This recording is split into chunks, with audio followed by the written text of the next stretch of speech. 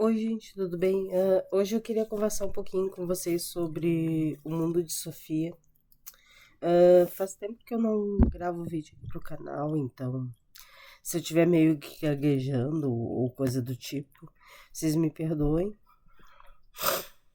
Mas assim, eu já tô meio que me esquecendo desse livro, então eu resolvi gravar esse vídeo antes que eu esqueça completamente dele.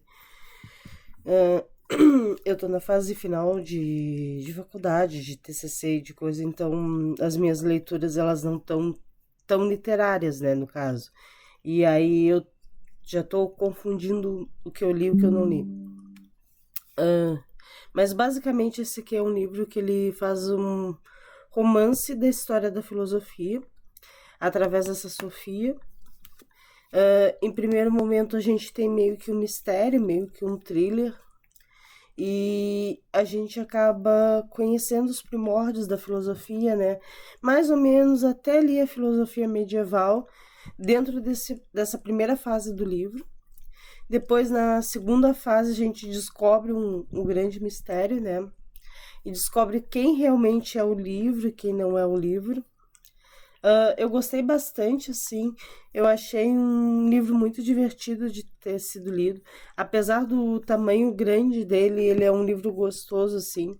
Ele meio que mistura fatos históricos com conceitos filosóficos com o romance em si.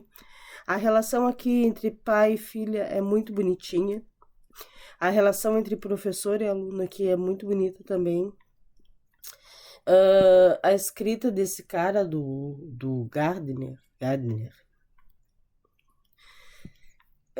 ela é bem fluida, assim, e essa aqui é a edição traduzida direto do. Lá vou eu, que eu sempre esqueço, né? Hum, Norueguês.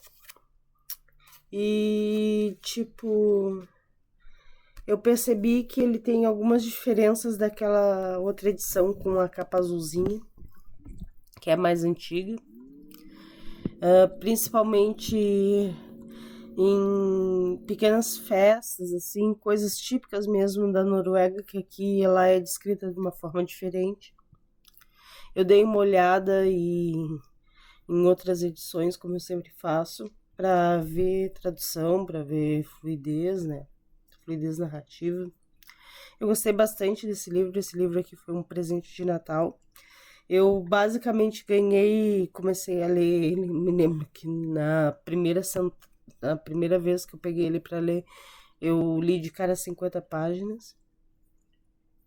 Indicaria para quem gosta de filosofia e para quem não gosta de filosofia. Como é tipo uma história meio romanceada, meio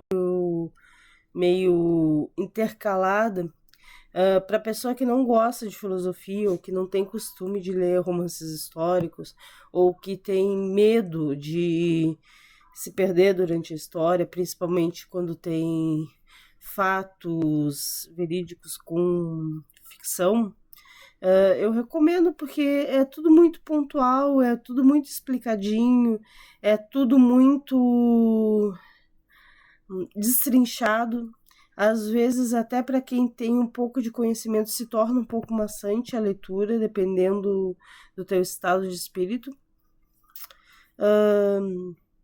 Outra coisa que eu gostaria de destacar é que essas viagens que eles fazem, esses pedaços que são, como é que eu posso dizer, que são pequenos toques assim mesmo de lições de filosofia, são bem gostosas de serem lidas, não é nada muito nossa, que coisa chata. Gostei muito também de como ele explica a construção do mito, né? Da onde que vem a palavra mitologia, do porquê do mito, porquê que a história por muitas vezes foi um mito, né? O mitos e o mifos. E gostei muito dessa coisa de tipo, falei sobre os gregos, mas não enalteci tanto os gregos. trouxe determinadas situações que os gregos passaram, mas deixei essas situações meio que deixadas de lado. Eu não sei se eu vou ser muito clara nesse resumo, nessa resenha, mas eu senti em muitos momentos que foi um livro que teve grandes altos, pequenos altos e grandes médios. Eu dei 5 estrelas, assim, mas eu não favoritei.